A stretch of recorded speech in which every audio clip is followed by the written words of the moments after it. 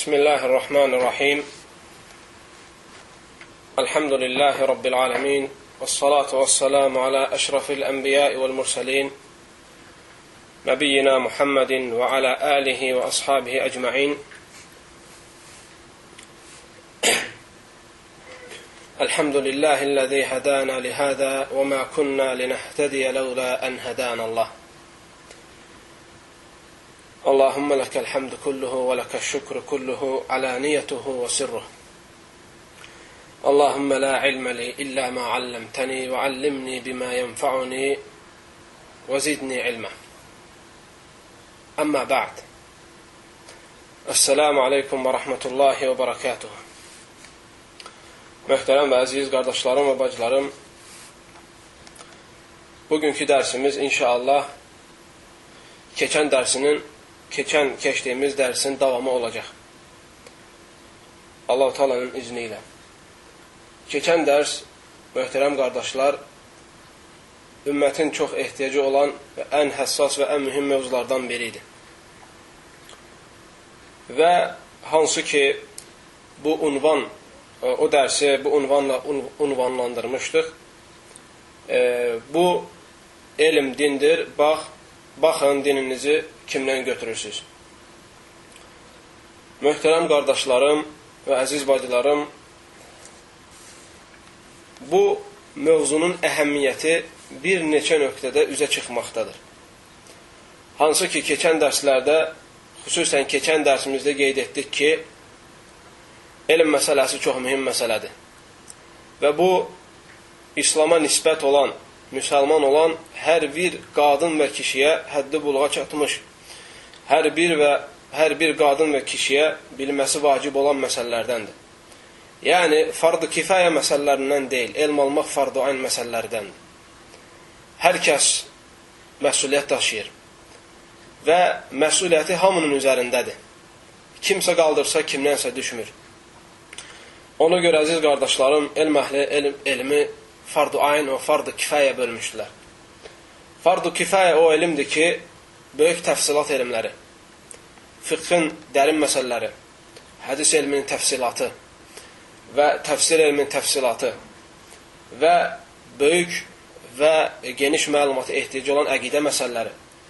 Bunların hamısı fardu kifayə elmdir. Amma fardu ayn elmi isə üzərimizə düşən bütün imanın şərtləri və İslamın şərtləri təfsilatı ilə bilməkdir. Həddi buluğa çatdıqdan sonra insan bilməlidir ki, kəlmə şəhadət nə deməkdir? Kəlmə şəhadətin hansı şərtləri var? İnsan nə zaman İslama girir və insanı İslamdan çıxardan şeylər nələrdir? Bunları hər kəs bilməlidir. Bu məsələlərdə səhlənkarlıq etmək olmaz. Və eyni zamanda necə namaz qılmalıdır? Namazın rükunları, namazın şərtləri, zəkat məsələsi, orucu məsələsi, həc məsələsi. Bu məsələlərin hamısı kimin üzərinə vacib olursa, elə o andan o insan o elmi bilməlidir. Fardu ayn da onun üzərində. Tutaq ki, əgər bir insan kasıbdırsa, o insana vacib deyil, haccın əhkamlarını öyrənsin. Ta həccin vaxtı gəlmədikcə, yəni həcc ona vacib olmadıqca. Malı oldu, mülkü oldu və həccə getmək imkanı oldusa, o insana vacibdir həccə getməkdən qabaq həccin əhkamlarını bilsin. Əgər öyrənməsə günah daşıyır. Və bu cür möhtərəm qardaşlar, elm əhli elmi bu nöqtələrə bölmüşdülər. Bu məsələnin, bu mövzunun ən böyük əhəmiyyətlərindən biri, əziz qardaşlar, Allah-u Teala özü bizlərə əmr eləyir. Quran-ı Kərimdə Allah-u Teala buyurur, فَاسْأَلُوا أَهْلَ الذِّكْرِ إِنْ كُنْتُمْ لَا تَعْلَمُونَ. Elm əhlindən soruşun bilmədiyiniz şeyləri. Bir şey bilmədin, elm əhlindən soruşmalısan. Deməli, əgər elm əhlindən bir şey soruşmalıyıqsa və Allah Teala bizə bunu vacib edibsə və biz haqqı bilmək üçün elm əhlinə qayıtmalıyıqsa, onda o zaman mütləq kimlərə qayıdırıq onlardan xəbərimiz olmalıdır. Və dərsimiz bunun əsasındadır, möhtərəm qardaşlar. Biz elm əhlini necə seçə bilərik başqalarından? Biz necə bilərik ki, kimdən elm alınır, kimdən elm alınmır? Kimdən elm almaq lazımdır, kimdən elm almaq lazım deyil? Və kim qəbul olunmalıdır və kim tərk edilməlidir? Və bunu başa salası qaydaları inşallah, hansı dərsdə ki, keçən dərsimizdə onu vaxt ucubatından sizlərə danışa bilmədim. İndi o əsas mühüm məsələləri, qaydaları sizlərə deyəcəm ki, hətta bununla ayrı deyilə bilər ki, kimlərdən elm alınmalıdır və kimlərdən elm alınmamalıdır.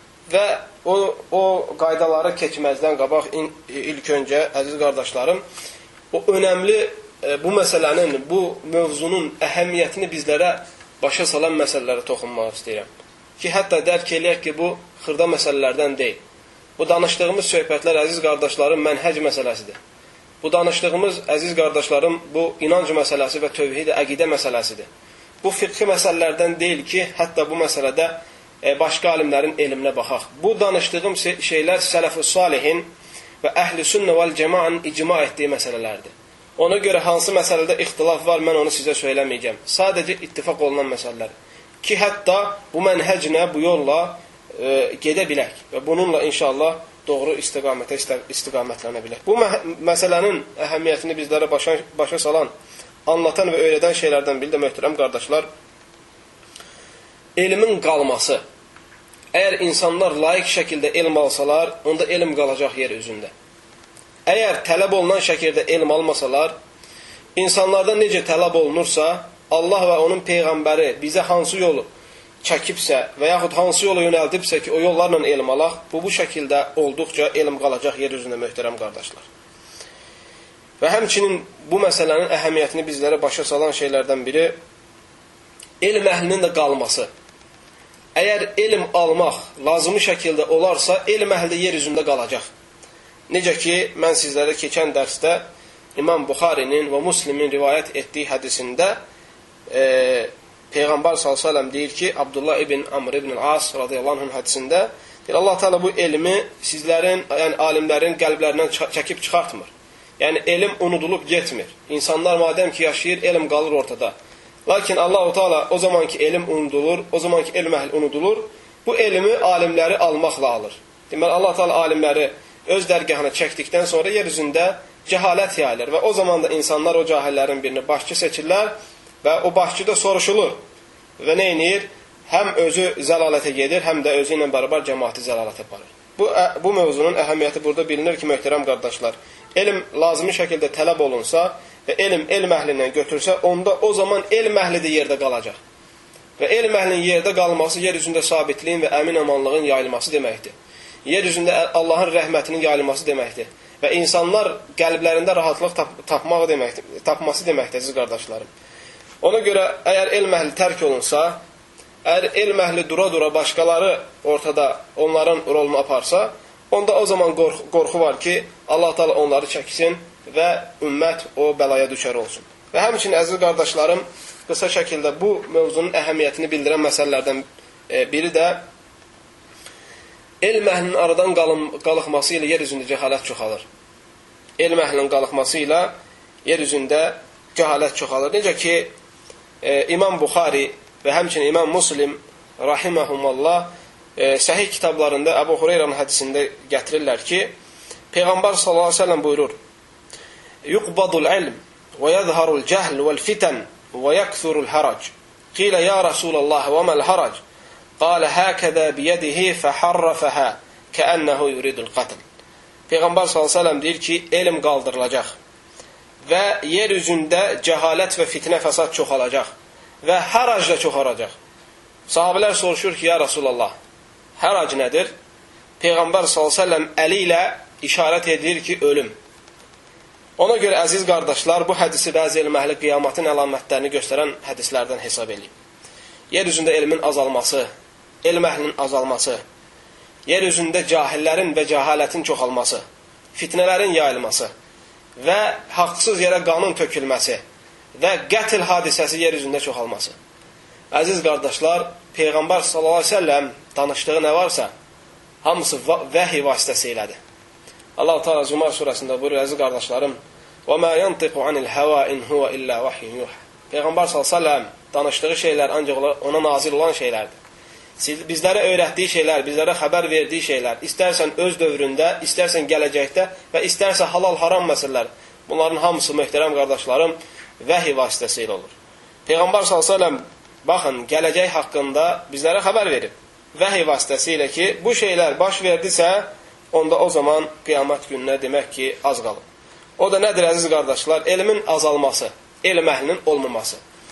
Bu açıq-aşkar bugün buna müşahidə oluruq hamımız. Heç kəs bunu inkar edə bilməz. Nə bilən, nə bilməyən. Nə İslamın dostu, nə də İslamın düşməni. Əziz qardaşlar, əgər biz tarixə qayıtsaq, 300, 400, 500 il bundan qabaq görərik ki, elm əhlinin adlarını yazan kitablar cildlərlədir. Yəni, 5-6 cild kitab yazıblar. Sadəcə bu kitabların içində elm əhlinin adlarıdır. Filan oğlu filan, filan ildə yaşayıb, filan ildə vəfat eləyir. Filan oğlu filan 100 il ərzində yaşayan alimlərin adlarından 5-6 cild kitablar əmələ gəlir.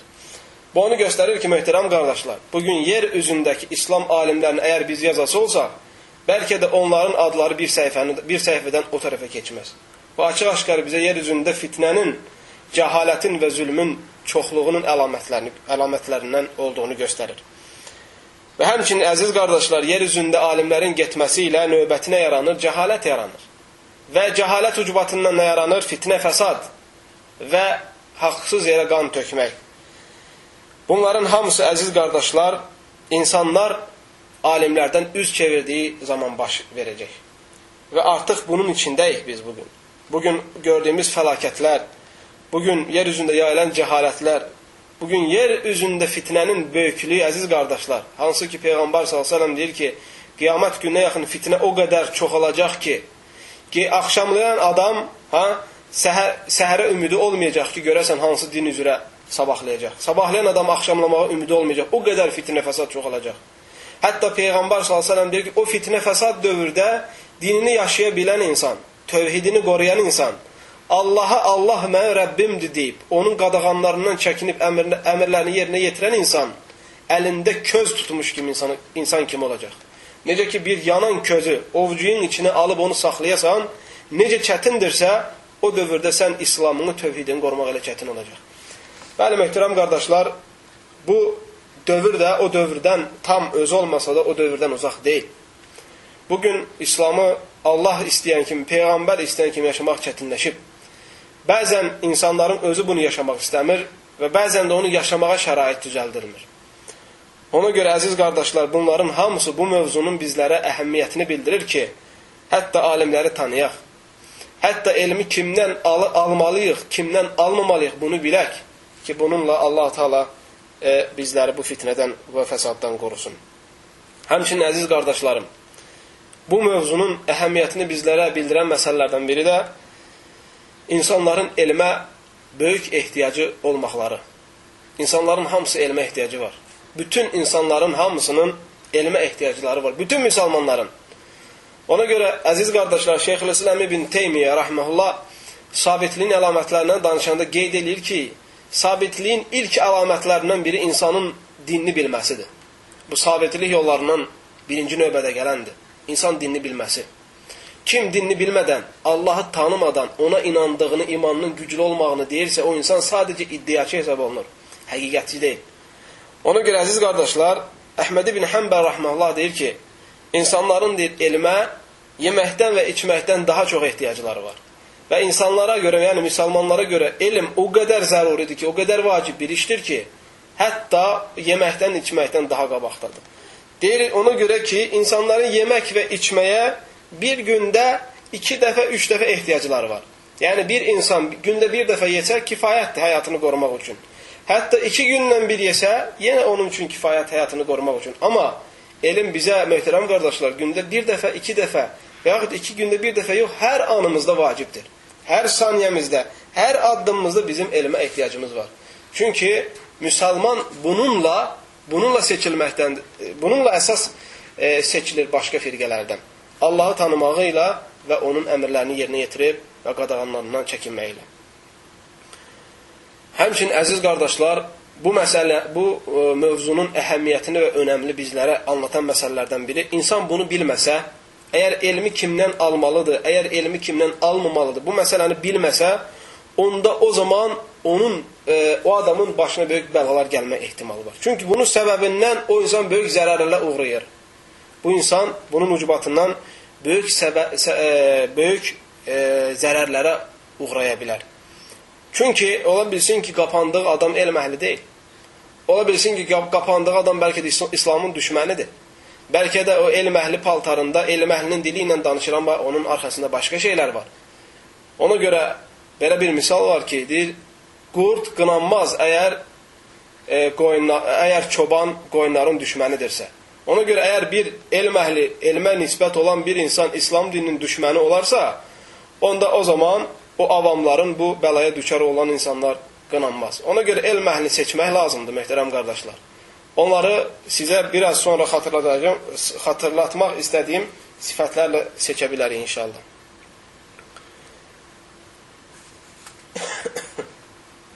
Əziz qardaşlar, Muhammed ibn Sirin Əl-Ansari rəhməhullah, hansı ki onun sözü ilə bu dərsi ünvanlaşdırmışıq, o da bu elm sənin dinindir. Baxın dininizi kimdən götürürsünüz? Muhammed ibn Sirin rəhməhullah tabeinlərdən sayılır və tabeinlərin alimlərindən sayılır. Tabeinlərin, möhtərəm qardaşlar, ən şərəfli və ən xeyirlərindən sayılır. Muhammed ibn Sirin rəhməhullah, hamınız bildiyiniz kimi 31-ci hicrətin 31-ci ildə dünyaya gəlib və hicri tarixlə 110-cu ildə vəfat eləyib. İbn Sirin rəhməhullah elm əhli deyir ki, ən azı 30 dənə sahabi ilə görüşüb. Ən azı 30 dənə sahabədən elm alıb İbn Sirin rəhməhullah. Və xüsusən də özəl müəllimlərindən, özəl ustadlarından biri Ənəs ibn Malik və Əbu Hüreyrə radiyallahu anhum əcməin, onlar sayılır. Bu əsər, möhtərəm qardaşlar, hansı ki məşhurdur Muhammed ibn Sirin rəhməhullahdan,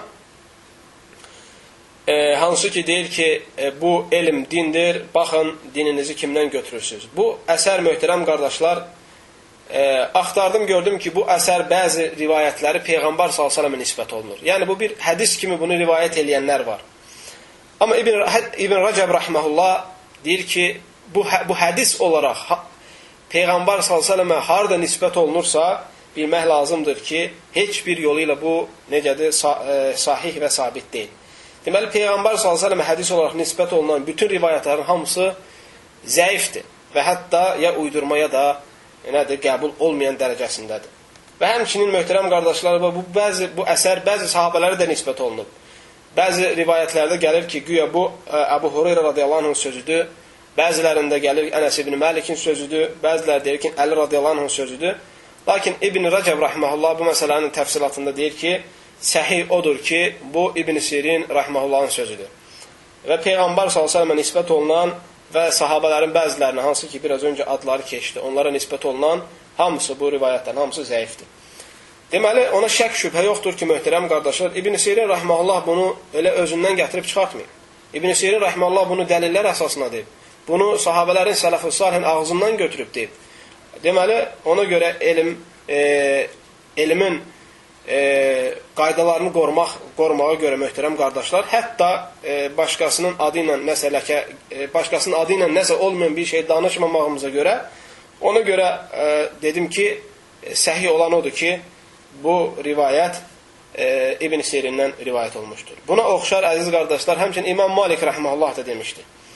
İmam Malik rəhməhullah deyir ki, İttəqullah və anzur mimmən təxud hədə şən. Deyir ki, Allahdan qoruq, bax ki, bu elmi kimdən qoruq, bu elmi kimdən götürürsən. Bu da onu göstərir ki, möhtərəm qardaşlar, sələf-ü salih daimə dinimiz və dünyamız üçün nə faydalı bir şey eşidərlərdirsə, onları miras kimi bir-birlərindən götürüb və növbəti özlərindən gələnlərə gözəl şəkildə əmanətlə çatdırmağa çalışırlardır. Əziz qardaşlar,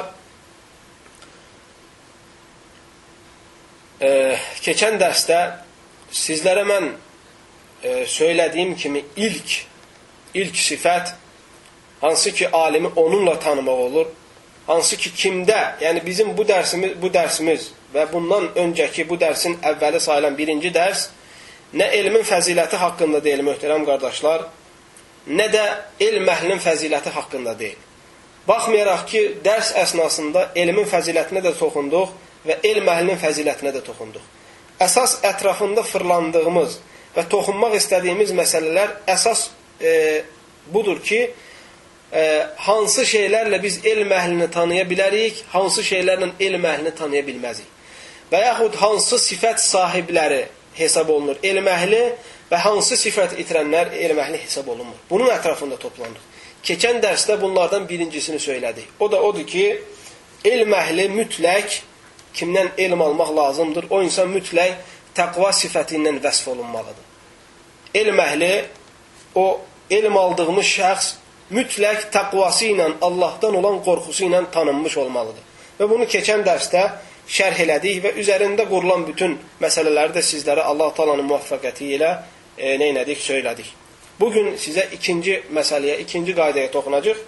O da elm aldığımız bu şəxs və yaxud da bu elm haqqına malik olan bu şəxs mütləq bu sifətlə vəsflənməli. Hansı sifətdir o? O adam elmdə qüvvətli olanlardan almalıdır. Elmdə qüvvətli olanlardan almalıdır. Hansı alim ki, biz ondan almalıyıq elmi, baxırıq o alimin həyatına və o insana özü yox, baxmalıyıq ki, o elmi kimdən alıb. Və bu da mühüm məsələdir, möhtərəm qardaşlar. Bunu da elm əhli deyir ki, hətta o kimdən elmi alırsan, onunla kifayətlənmirsən, hansı ki, onun zatına, şəxsiyyətinə qayıdır. İlk dediyimiz məsələ taqva sifəti, xəşyə sifəti onun şəxsiyyətinə qayıdır. İkincisi isə onun şəxsiyyəti ilə əlaqəli olan məsələdə kifayətlənmirsən, əksinə baxırsan ikinci tərəfə ki, o elmi kimdən alıb. Deməli, bir adam etibarlı olmaq üçün mütləq baxmaq lazımdır ki, o adam elmi etibarlı şəxslərdən almış olmalıdır. Əgər bir şəxsin elm aldığımız bir şəxsin şeyxi əgər kəzzəb kimi, yalancı kimi tanınmış olarsa və yaxud əhl-i sünnədən qeyri bir firqəyə nisbət olan bir şəxsiyyət kimi tanınmış olarsa və bidət əhlindən hesab olan bir şəxsiyyət kimi tanınmış olarsa, onda ona görə bu adam tərk olunmalıdır. Yəni, bu adamla ehtiyat olunmalıdır və neynəməlidir? Diqqət yetirilməlidir. Ona görə ki, möhtərəm qardaşlar, mən sizə onu birazdan sonra xatırlatmağa çalışacağım ki, elm əhlindən dərs almağın, bidət əhlindən elm almağın fəsadları haqqında sizlərə o məsələyə toxunanda bəzi bununla ilgili məsələləri inşallah xatırlatmağa çalışacağım. Deməli, mütləq elmə aldığımız adam elmdə qüvvətli olan insanlardan almış olmalıdır. Ki, hətta bu insanın özünə güvən olsun. Çünki möhtərəm qardaşlar, fətva verən insan və elm əhlinin dili ilə danışan insanda mütləq qaydalar olmalıdır. Mütləq o insan hansı ki fətva dərəcəsinə çatır və insanların içində Allah belə deyir, Peyğəmbər belə deyib deyir, danışır və elm əhli kimi tanınır, mütləq o insanda açıq-aşqar, bəlli qayda və mənhəc olmalıdır. O bilməlidir ki, o adam məsələləri necə axtarmaq lazımdır, məsələləri necə yanaşmaq lazımdır, elm əhlinin sözlərini necə toplayıb və onların hansı daha dəlilə yaxındır, onu necə axtarmaq lazımdır. Və əgər bir adamda bu şeyləri üçün, yəni bu şeyləri demək üçün bir qayda, bir mənhəc olmazsa, onda o zaman o adam görərsən ki, çox məsələlərdə qatışdırır. Çünki bir qayda üzərinə deyil, elmini bir qayda, bir əsas üzərinə qurmayıb və ona görə. Deməli, bu məsələdə elm əhli deyir ki, mütləq o adam, hansı ki elmdə qüvvətli olanlardan alır, mütləq onların ağzından almış hesab olunmalıdır. Mütləq ağızdan. Yəni ki, elm aldığın bir adam, o da elmi mütləq alimlərin ağzından götürülmüş olmalıdır. Amma bir insan tanınmış olmazsa elm əhlindən oturub durmağı, alimlərlə ünsiyyəti, ancaq bilinərsə ki, o adam kitablara qapanıb oxunur, bu adam əsasən, yəni ki, nə dərəcə çatır-çatsın elm əhlindən hesab etmək bunu çətindir. Çünki, möhtərəm qardaşlar, Sələf-ü Salihin metodu idi bu, elmi ağızdan almaq. Elmi ağızdan almaq. Ona görə Peyğəmbər s.ə.v-in ilk dönəmində hədisi yazmağa qadağan elədi Peyğəmbər s.ə.v. Sahabələr hədisi yazmırdı. Ona görə ki, hətta vəhiy qarışmasın deyə və hətta insanlarda səhlənkarlıq əmələ gəlməsin deyə. Ona görə Peyğəmbər s.ə.v-in ağzından götürürdü sahabələr Quranı. Peyğəmbər s.ə.v şəriəti ağzından götürürlərdi birbaşa, yazmadan. Və nəhayət ki, bundan əmin olundu və sahabələrdən yəni ki, bu şübhə qalıqdı ki, onlar yəni ki, əlhamdülillah o dərəcə çatdılar, o səviyyə çatdılar və sonra Peyğəmbər s.ə.v onlara izin verdi ki, sünnələri və yaxud ayətləri yazsınlar. Ona görə möhtərəm qardaşlar, əsl odur ki, elm ağızdan götürülməlidir. Ki, hətta məsələ düzgün başa düşülsün. Və bugün nə qədər məsələlər var ki, dərinliyinə getsək görərik ki, deyənlə və onu oxuyanın anlayışının arasında yerlə göy qədər fərq var. Ona görə bu ixtilaflar baş verir, möhtərəm qardaşlar, xüsusən əhl-i sünnənin məzhəblərinin arasında. Xüsusən də, məsələ, 4 məzhəb, məşhur olan 4 məzhəb arasında. Hənəfi məzhəbinin, Həmbəli məzhəbinin, Şafii və Maliki məzhəbinin arasında. Bu, ixtilafın genişlənməsinin ən böyük səbəblərindən elm əhli deyir ki, ona görə bunlar baş verib ki, imamların dediyini onların tələbələri doğru başa düşməyib. Hasılar ki, bir müddət zamandan sonra gəliblər. Ona görə İbn-i Qayyim rəhməhullah, möhtərəm qardaşlar, Mədəricü Səlikin kitabında bu məsələni geniş danışır. Və orada deyir ki, bugün deyir, məzhəblərin demədiyi, etiqad eləmədiyi şeylər, nə qədər şeylər var ki, onlara nisbət olunur. Deyir, bunların hamısının əsas səbəbi odur ki, elm əhlinin dediklərini onların qəsd etdiyi kimi başa düşməyiblər. Və bu qəsd məsələsi mühümdür. Çünki əgər bir adam yazırsa kitabı, deməli o adam yazır və müəyyən mühitə görə və müəyyən fikirlər və müəyyən qəsdlərə görə. Və bir müddətdən sonra əgər sən o kitabı oxuyursansa, ola bilsin ki, o mühitə uyğun, o mühitdən xəbərin olmamış olur və yazan insanın hansı qəsd üzərinə yazdığını da bilməmiş olursan.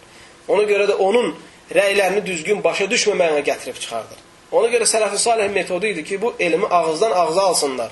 Elmi ağızdan ağza alsınlar. Bu əslində möhtərəm qardaşlar, təbii ki, imkan daxilində. Yəni səs vasitəsilə. Yəni elmin əsas metodu nədir? Səs vasitəsilə. Sonra yazmaq mərhələsi, sonra isə oxumaq mərhələsi. Deməli, möhtərəm qardaşlar, bu mühümdür. Ona görə ki, elm birincisi ağız, bunu Quran da tasdiqləyir.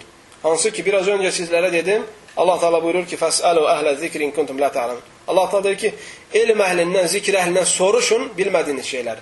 Deməli, bu onu göstərir ki, möhtərəm qardaşlar, bilmədiyin şeyi soruşursan. Soruşmaq deməli, ağızdan ağıza götürmək deməkdir. Bilmədiyin şeyi neyinsən, soruşursan. Deməli, ortada soruşan var və soruşulan və fətva var.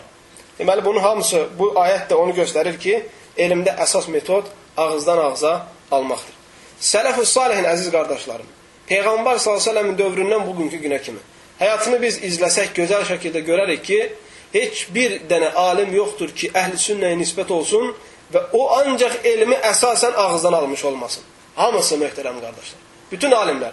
Baxarıq ki, bir-birlərinin tələbəsidirlər, bir-birlərinin dizinin dibində oturub, onlardan İslami kitabların şərhini eşidiblər. O öz şeyxindən, o öz şeyxindən, o öz şeyxindən. Amma şeyxlərə yanaşmadan, onların ünsiyyətdə olmadan birbaşa kitaba qapanan belə bir alim, əlhamdülillah, sələf-ü salihin həyatında yazılmamışdır.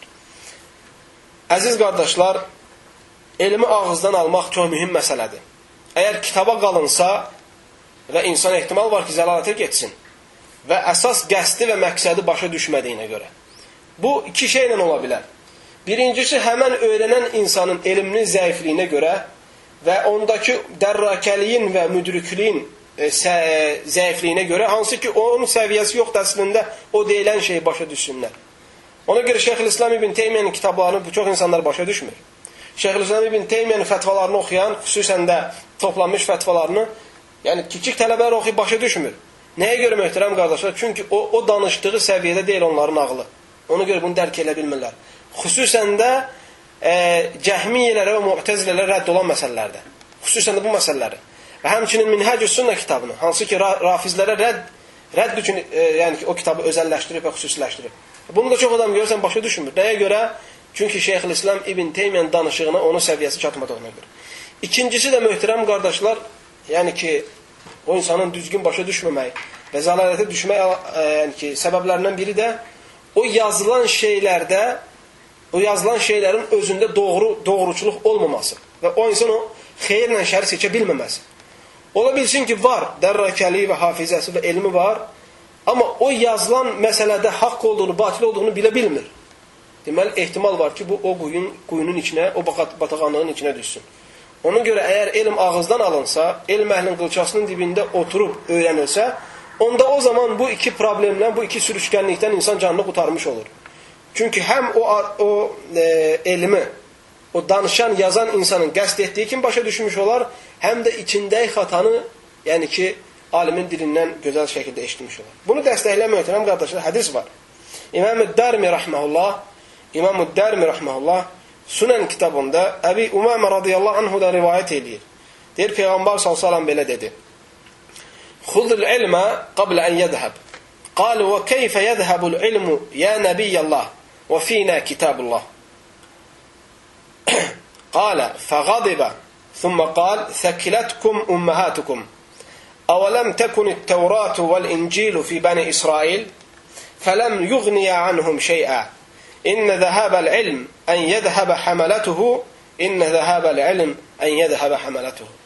Bu hədisdə möhtərəm qardaşlar, Əbi Umamə radiyallahu anh deyir ki, Peyğəmbər s.ə.v belə dedi. Elmi getməzdən qabaq götürün. Elmi getməzdən qabaq götürün. Diqqət etirin möhtərəm qardaşlar. Və bu ən böyük dəlillərdəndir ki, elm əsl odur ki, ağızdan götürülməlidir. Elm əhlinin ağzından götürülməlidir. Kitabın yazdığı kitabdan qabaq.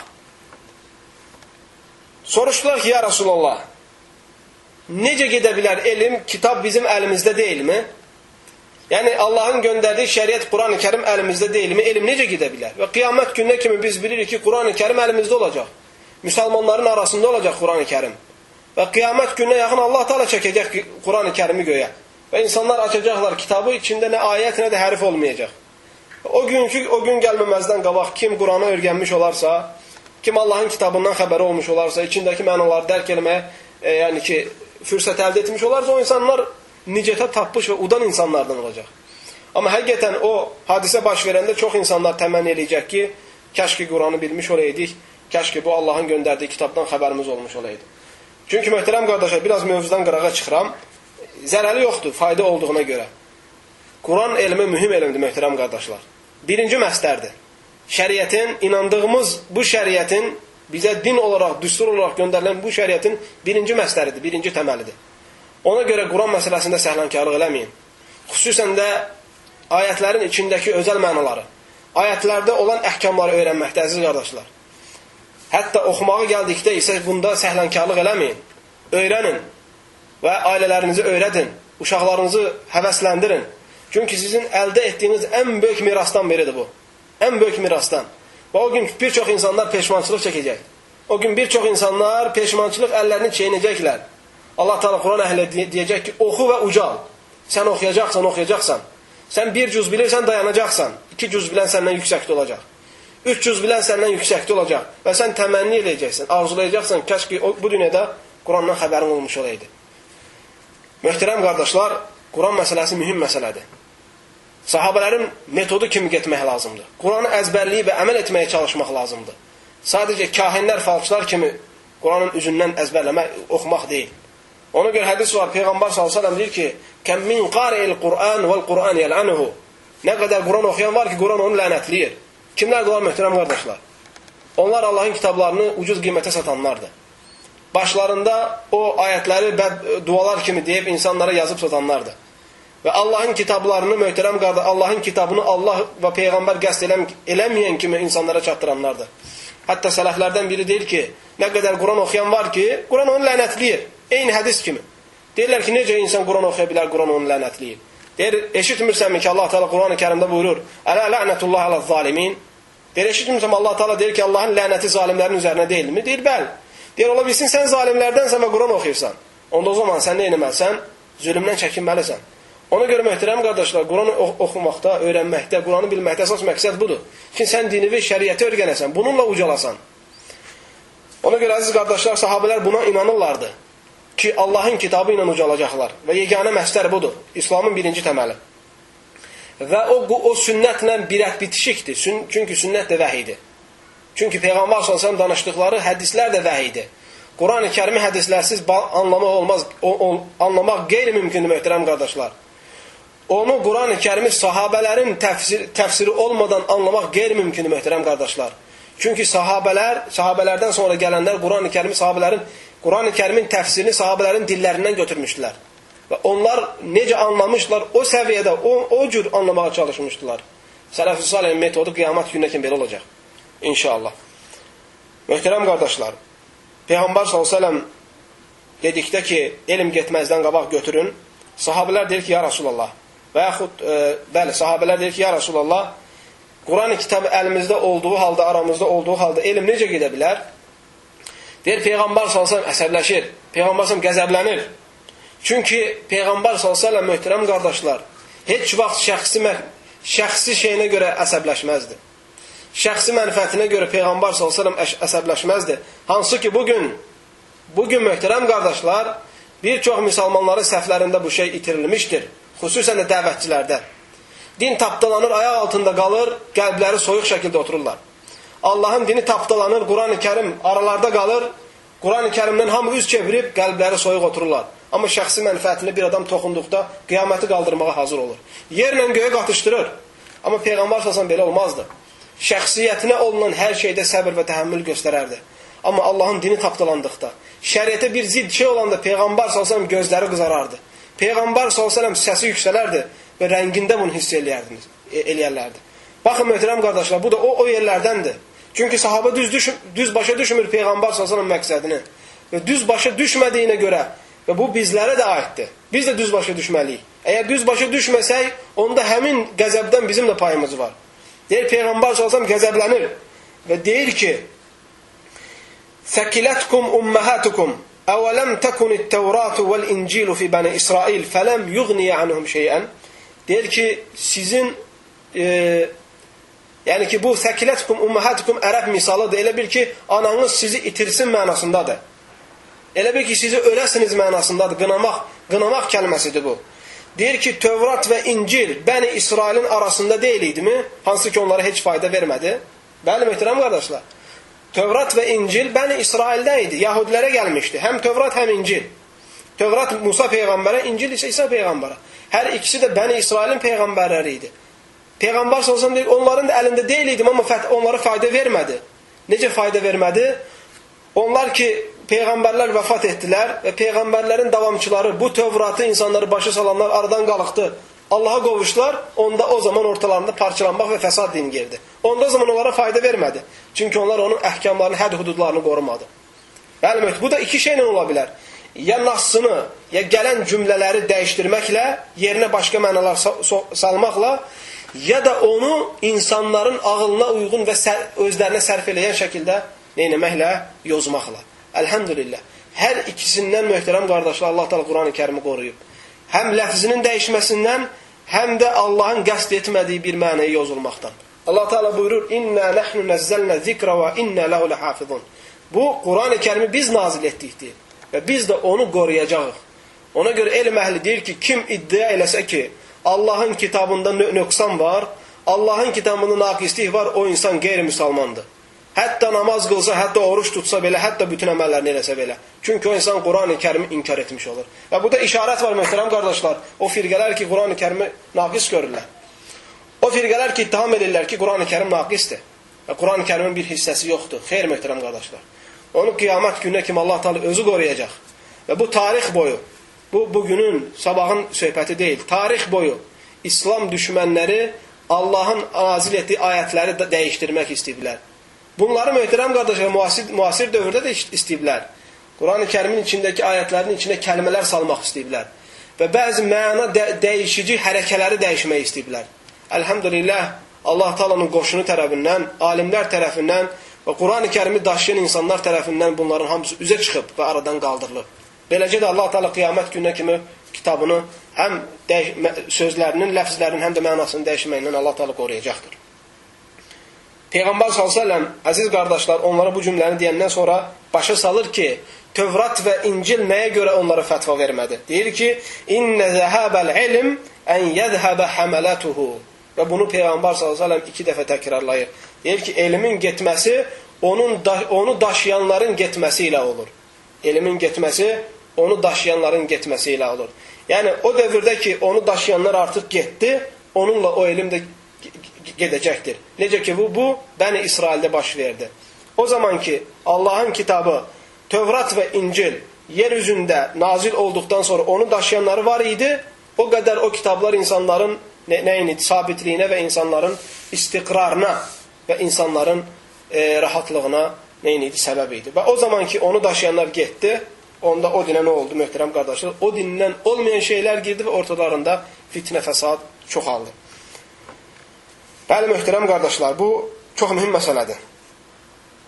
İxtilafın qabağını almağın yeganə yollarındandır bu, əziz qardaşlar. Ki, hətta Neynəyəsən? Elm əhlinin ağzından alasan və hər elmi öz ixtisas sahibindən alasan. Bu nöqtəyə də nəzər yetirin. Sən gedib təfsir üzrə ixtisas olan adamdan, təfsir üzrə ixtisası olan adamdan gedib fiqhi məsələləri soruşma ilə. Və yaxud fiqh üzrə ixtisası olan adamdan gedib nəhv və sərf elmi haqqında soruşma ilə. Və yaxud da bir adamın ixtisası, əsas ixtisası onun əqidə məsələləridirsə, təbii ki, bir adamda bunların hamısı cəm ola bilər. Həm təfsirdən bilir, həm lüğətdən bilir, həm fiqhdən bilir, həm də başqa elmlərdən. Bunları cəm etmiş alimlər, hansı ki, onlara biz müctəhidlər deyilik, zərəli yoxdur, gedib onlardan hamısını soruşursan. Amma bir adam bunu cəm etməyibsə və müəyyən ixtisas üzrədirsə, onda mütləq sənə vacibdir ki, o adamdan həmin mütəxəssis və ixtisası olduğu şeylərdən alasan elmi sadəcə. Başqalarını buraxasan başqalarını. Bu barədə möhtərəm qardaşlar, İmam Şevkani gözəl söz deyir. Bunu qaydın inşallah Şevkanın Ədəb-ü Talab və Muntəhəl Ərab kitabına. Orada deyir ki, rahimehullah, deyir, bir kişi insaflı hesab olunmaz, ta hər fənnini öz əhlindən götürmədikcə. Əgər bir insan hər fənnini, hər elmi öz ixtisas sahibindən götürməsə, o insan insaflı insan hesab olunmur. Bəli, möhtərəm qardaşlar, bu elm, bu kəlmə şamildir. Həm dünyavi elmlərdə, həm də dini elmlərdə. Sən əgər bunun yerini dəyişdirsən, onda o zaman yaxşılıqdan çox pislik eləyəcəksən. Əgər sən ev tikmək istəyirsənsə, misal üçün dünyavi misallardan, ev tikmək istəyirsənsə, gedib tikinti üzrə mühəndisdən soruşmalısan. Evin proyekti haqqında gedib ondan məsləhət almalısan. Əgər sən evin tikinti məsələlərinə gedib həkimdən soruşsan, onda o zaman o səni yönəltsə belə, sən tikdiyin ev çox keçməsə də yaxında başa uçacaq. Eləcə də dini məsələlər. Əgər sən gedib, misal üçü, əgər bir insan təcvid elmini bilmirsə, əgər bir insan Quran oxumaq qaydalarını bilmirsə, amma onun ixtisası başqa şey üzrədir. Sən gedib ondan soruşsan, o sənə verdiyi xeyirdən çox zərər verəcək. Eləcə də möhtərəm qardaşlar, fiqhi məsələlər, eləcə də əqidə məsələləri, eləcə də təfsir məsələləri, eləcə də hədis məsələləri. Ona görə bu, əlhəmdülillah, sələf-ü salih metodudur bu. Baxın, bugün, müasir dövrdə də bu aydındır. Məsələ, elm əhli nəyə görə, elm tələbələri bugün əqidə məsələlərində nəyə görə İbn Bazın kitablarına qaydırlar? Çünki Şeyx İbn Baz məşhur idi əqidə məsələləri ilə. Fiqhi məsələlərdə daha çox, məsələ, Şeyx İbn Ütheyminə nəyə görə qaydırlar? Çünki müasir dövrdə Şeyx İbn Ütheymin kimsi tanınmadı fiqhi məsələlərdə. Və hədis məsələlərində nəyə görə Şeyx Albani rəhməhullah qaydırlar? Çünki yaşadığımız bu dövrdə hədis elmi kimi başqaları mütəxəssis tanınmadı. Və deməli, möhtərəm qardaşlar, bu adını çəkdiyim alimlərin hamısı, əlhəmdülillah, həm hədisi bilirlərdi, həm fiqhi bilirlərdi, həm lüğəti, həm Quran, hamısını. Hamısından gedib soruşmaq mümkün idi. Amma onların da öz ixtisası var idi. Onların da daha çox bildikləri məsələlər var idi. Hətta Şeyxülislam İbn Teymiyyə deyirlər ki, sən həmbəlisən. Şeyxülislam İbn Teymiyyə deyir ki, mən həmbəli deyiləm. Lakin mən həmbəli məzhəbini daha çox bilirəm. Ona görə Şeyxülislam İbn Teymiyyənin kitablarını oxuyan insanlar bu məsələ onlara daha da, yəni ki, daha açıq şəkildə bəyan olur. Ki, Şeyxülislam İbn Teymiyyə Əhməd ibn Həmbal rəhməhullah məzhəbini daha geniş bilir. Və ona görə də baxırsan çox məsələlərdə gətirir 4 imamın rəyini də. Amma tərcih məsələlərinə gəldikdə görürsən ki, dəlil əsasına durur. Və bəzi məsələləri görürsən ki, ictihad eləyir, özü deyir və o məsələ nə Həmbəli məzhəbinə uyğun olmur, nə Maliki məzhəbinə uyğun olmur, nə Şafiinə də Hənəfi məzhəbinə. Və burada onu göstərir ki, elm əhli bir məsələni çox bilirlərsə, onunla ixtisaslanırlardı. Demək olurdu ki, məsələn, Şeyx İbn Ütheymin rahimehullah bəzi kitablarında deyir ki, necə ki, Həmbəlilərdə belədir. Çünki Şeyx İbn Ütheymin Həmbəli məzhəbini Şafii məzhəbindən daha geniş bilirdi. Amma o məzhəblərdən də xəbəri var idi. Amma Həmbəli məzhəbində olduğu qədər deyil idi. Deməli, möhtərəm qardaşlar, sözün qıssası oradan bu nöqtəyə qayıdır ki, insan elm aldıqda, deməli, bayaqki sifət əsasında, hansı ki, dedik ki, elmdə qüvvətli olan şəxsdən almalıdır və bu ixtisas məsələsinə də qayıdır. Aydındır, möhtərəm qardaşlar. Bu ixtisas məsələsinə də qayıdır. Deməli, sən hansı üzrə elm almaq istəyirsən, onu o ixtisas məsələsində bax ki, nə sadəcə. Və əziz qardaşlar, əgər belə olsa, onda o zaman nə olar? İxtilaf azalar. Çünki sən Yəni, insanlar bu yaşadığımız dövrdə zəifliyik, möhtərəm qardaşlar. Bilmədikləri şey haqqında susanlar zəifliyik. Xüsusən də görürsən ki, bir-iki kitab oxumuş adamlar, maşallah, tabarakallah, heç bir problem yoxdur. Nədən soruşsan, cavab hazırdır. Heç bir problem yoxdur. Hər şey yerindədir. Və bu, möhtərəm qardaşlar, bu zamanda daha da çox çoxalır. Və insanlarda bilmirəm sözünü demək ayıb dərəcəsinə çatır. Yəni, bir adam gedib bir yerdə institut qutarıbsa, bir kitab, iki kitab oxuyub və yaxud nəsə yazdığı, pozduğu şeylər varsa, bilmirəm demək özünə ayıb bilir. Hansı ki, elm əhli bununla şərəf duyarlar, möhtərəm qardaşlar. Elm əhlinin bu özəl sifətlərindən bilmədiyim şeylərə bilmirəm demək. Necə ki, Əli radiyallahu anh deyir ki, alimlər deyir, bilmədiyi şeyləri bilmirəm deyərlər. Və bunu heç vaxt ayıb görməzlərdir. Deməli, əgər biz ixtisas elmi, ixtisas sahibindən götürməsək, onda ehtimal var ki, o insan bilmədiyi şey desin. Və bununla nə olur? İxtilaf qalxır. Və xilaf qalxır, ortada parçalanma əmələ gəlir. Ona görə bəzi elm əhli deyir ki, bilməyən insan əgər sussa, onda o zaman ixtilaf azalar. Deməli, bilməyənlərin danışdığına görədir bu qədər bugünkü gündə ixtilaf. Bilməyənlərin danışdığına görədir, möhtərəm qardaşlar. Və həmçinin elm əhli, möhtərəm qardaşlar, elm əhlinin ən özəl sifətlərindən bir şey əgər bilməsələr, onlar heç utanmadan deyərlər ki, bilmirəm. Hamınız bilirsiniz İmam Malik rəhməhullahın hekayəsini. İmam Malik rəhməhullah, möhtərəm qardaşlar, dörd məzhəbin içində sayğı ilə qəbul olunan imamlardandır. İmam Malik rəhməhullah. İmam Malik rəhməhullahın ən özəl tələblərindən biri İmam Şafii. Və bunu əlhamdülillah hər kəs orada bilir. Və bu imamların, əziz qardaşların bir-birindən böyük irtibatları olub. Və bir-birindən böyük ünsiyyətləri olub. Məsələ, baxın İmam Abu Hanifəyə, hamısı təxminin yaxın əsrlərdə yaşayıb. İmam Abu Hanifə nə zaman anadan olub? Hicri tarixlə 80-ci ildə vəfat edib, 150-ci ildə. Və 70 yaş yaşayıb, rəhməlullah. Və eyni dövrdə, eyni ildə İmam Şafii dünyaya gəlir. 150-ci ildə İmam Şafii dünyaya gəlir və 204-cü ildə vəfat edir. Və təxminən 54 yaşı yaşamış olur, rəhməlullah. Və eyni zamanda, möhtərəm qardaşlar, baxın, İmam Malik rəhməlullah. İmam Malik nə zaman ondan olub? 93-cü ildə hicri tarixi ilə nə zaman vəfat edib? 179-cu ildə vəfat edib. Təxminən haradasa 89 yaşı yaşayıb İmam Malik rəhməlullah və imamların içində ən çox yaşayandır. Və Əhməd ibn Həmbəl rəhməlullah 164-cü ildə dünyaya gəlib və 241-ci ildə vəfat edib. O da təxminən 77 yaşı yaşamış olur. Bu doğum və vəfat tarixinə baxsaq görərik ki, hamısı yaxın yaşayıblar bir-birinə. Ona görə baxsaq görərik ki, İmam Şafii İmam Əhməd ibn Həmbəldən elm alıb, İmam Əhməd ibn Həmbəl də İmam Şafiidən elm alıb. Və həmçinin İmam Şafiinin ən böyük şeyxlərindən biri İmam Abu Hanifənin tələbəsi Əbu Yusuf və Muhammed ibn Zufar. Və eləcə də İmam Şafiinin ən böyük şeyxlərindən biri İmam Malik rəhməhullah. Hansı ki, Məkkədən Mədinəyə gəlir və 8 günün içində İmam Malikin 30 mindən çox hədis içində olan kitabı 8 gündə əzbərləyib qayıdır. İmam Şafi rəhməhullah. Ona görə möhtərəm qardaşlar, bu 4 məzhəbin 4-də əlhamdülillah haqqa çağıran məzhəblərdəndir. Və bu məzhəblərin içində imamlardan, hamısı tərəfindən qəbul olunan imamlardan biri İmam Malik rəhməhullah. Hansı ki, bir nəfər İraqdan səfərə çıxır Mədinəyə. Baxın, möhtərəm qardaşlar, İraqdan Mədinəyə gəlmək üçün minikdə bir ay vaxt lazımdır. Bir adam İraqdan çıxıb Mədinəyə gəlməsi üçün bir ay gərək səfərə çıxar.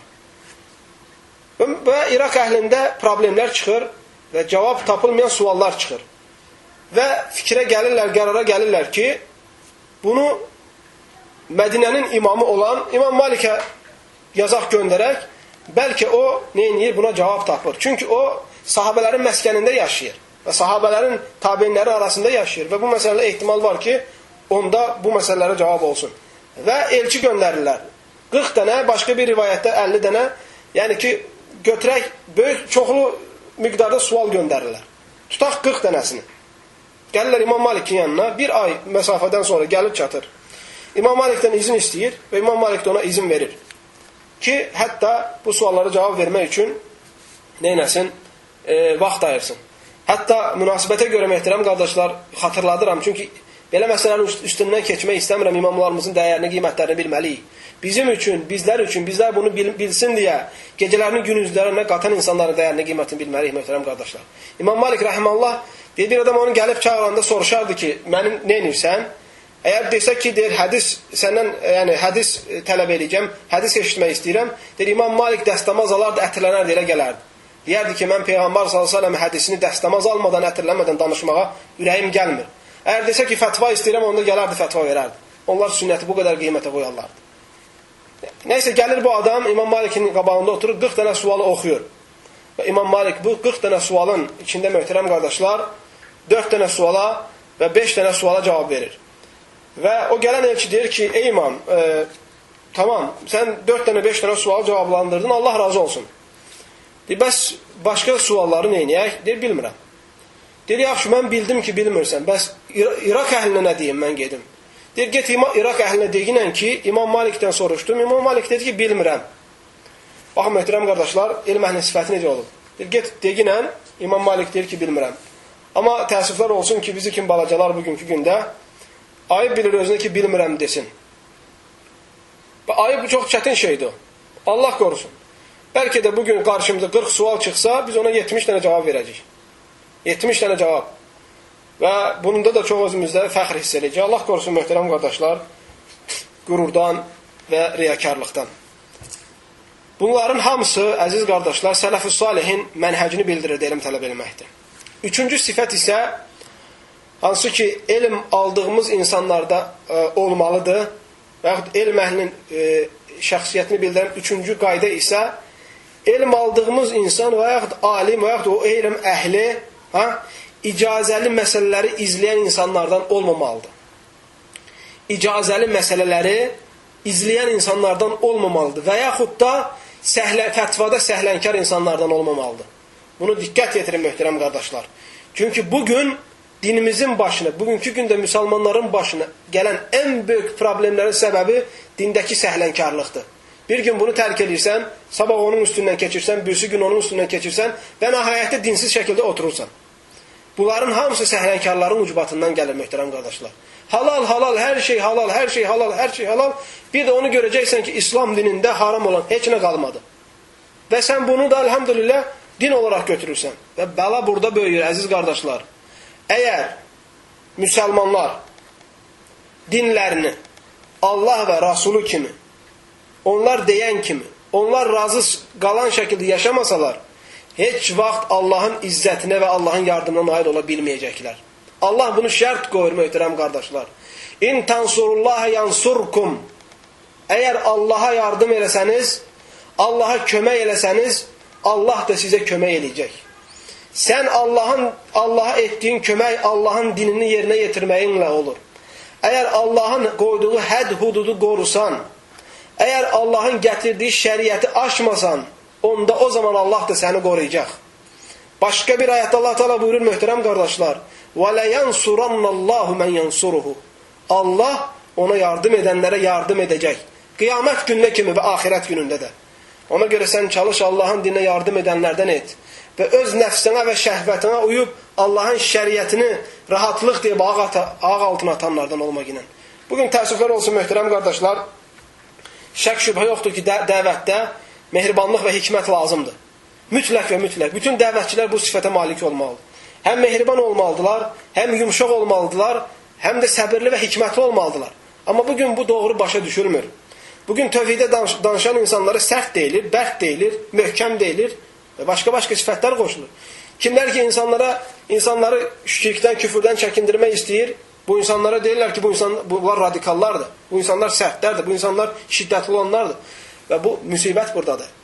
Tövhidə çağıran insanlar belə olmaz, möhtərəm qardaşlar. Bu sifətləri onlara vermək olmaz.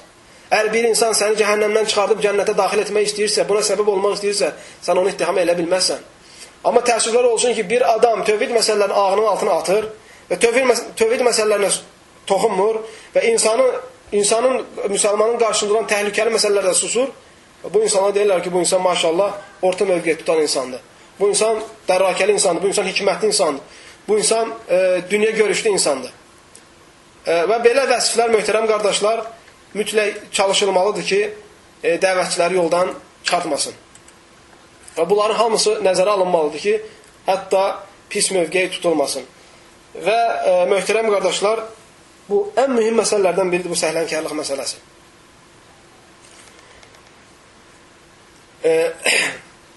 Bugün baxırsan ki, səhlənkar insanlar hətta sözləri keçsin deyə, hətta insanlar arasında, bütün insanlar arasında qəbul olsun deyə parıltı adlarla meydana çıxırlar. O da nədir? İslam fiqhi inkişafı. Deyir ki, biz İslam fiqhinin inkişafını təmin eləyənlərik. Yəni, elə bil ki, İslam fiqhi keçmiş dövrlərdə inkişaf eləməyib, yatıbdır İslam dini, indi onlar oyatırlar. Və bununla insanlara baş görürsən ki, insanlara çox haram şeylər halal edirlər və çox məsələlərdə səhlənkarlıq edirlər. Və yaxud da deyirlər ki, fiqhu teysir və vəsatiyyə. Müətədillik və asanlaşdırma fiqhi, rahatlaşdırma fiqhi. Deyirlər, biz müətədillik və biz asanlaşdıranlarıq. Möhtərəm qardaşlar, İslam dinin hamısı rahatdır. İslam dinində çətin şey yoxdur. Allah Teala insanlara daşımayan, bacarmadıqları yükü yükləmir. Lə yükəllifullah nəfsən illə vus'aha. Allah insana, Allah quluna daşımayan bir yükü yükləmir.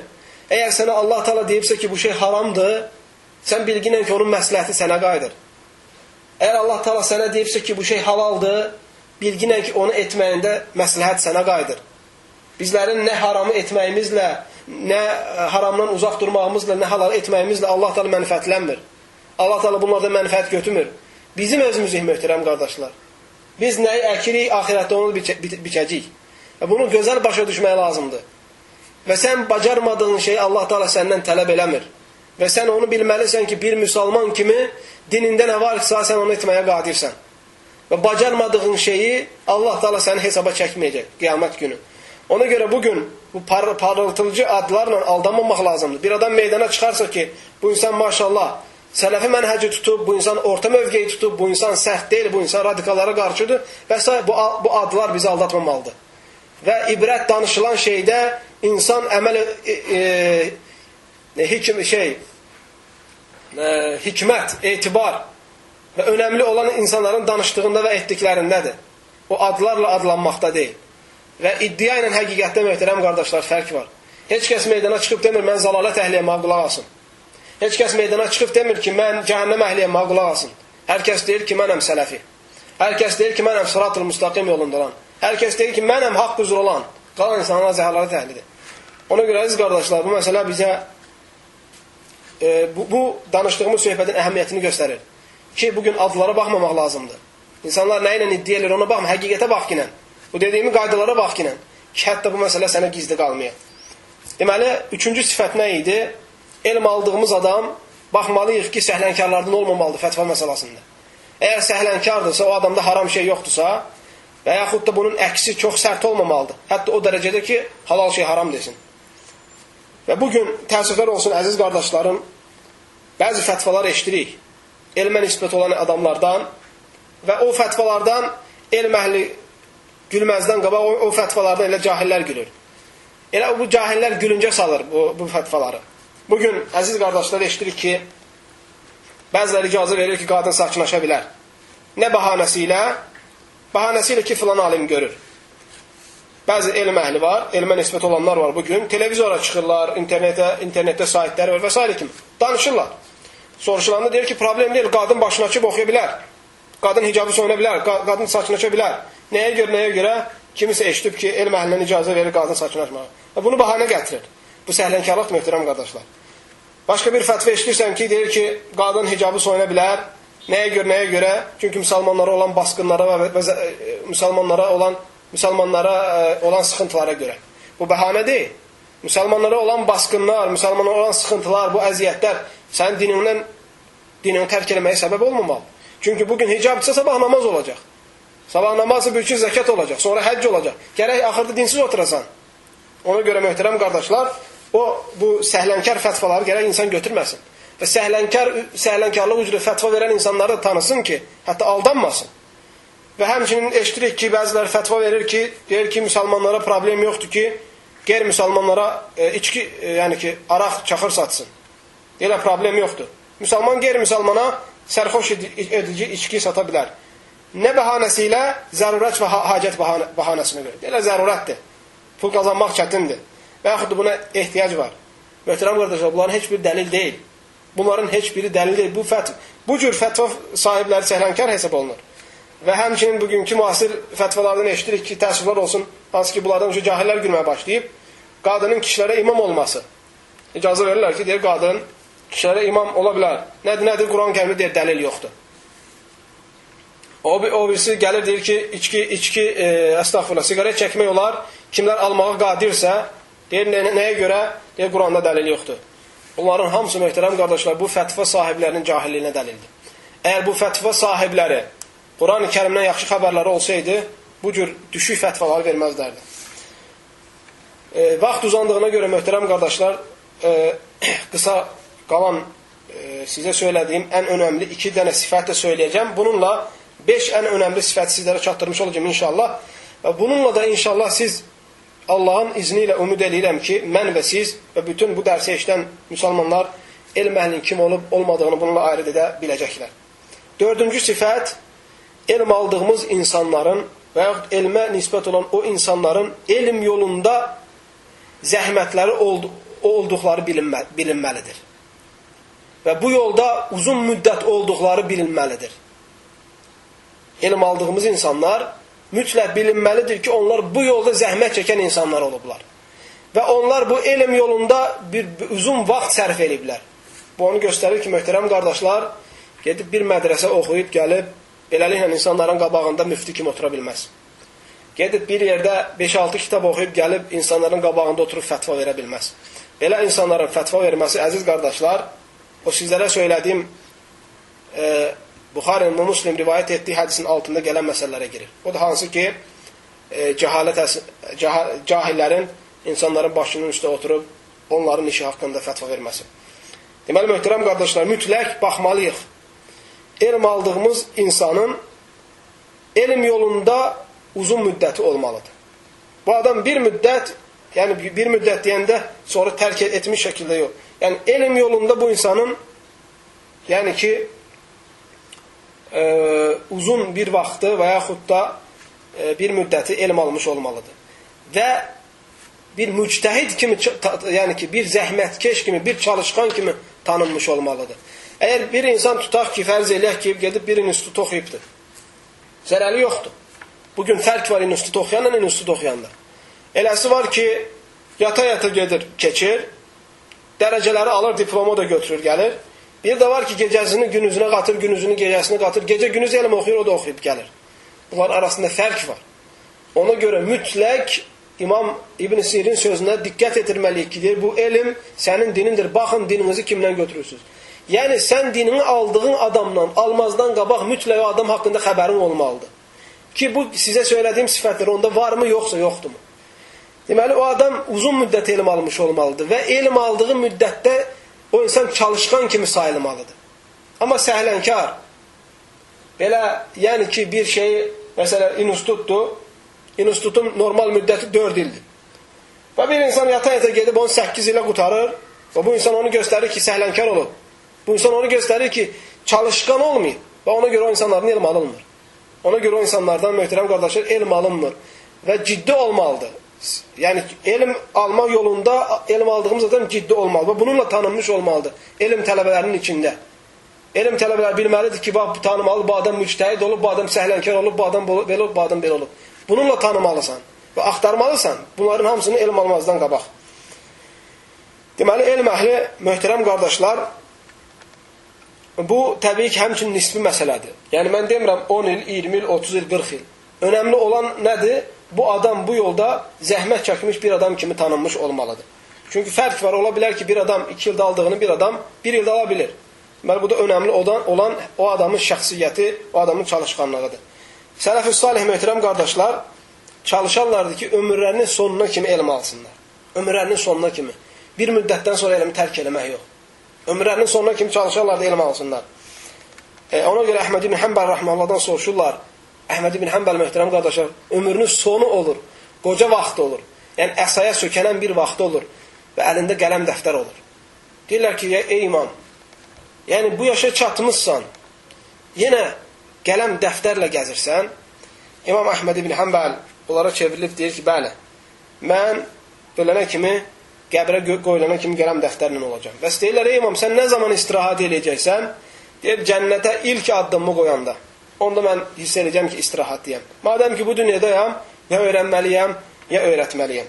İmam Əhməd ibn Həmbəl möhtərəm qardaşlar bu cür şəxsiyyət idi.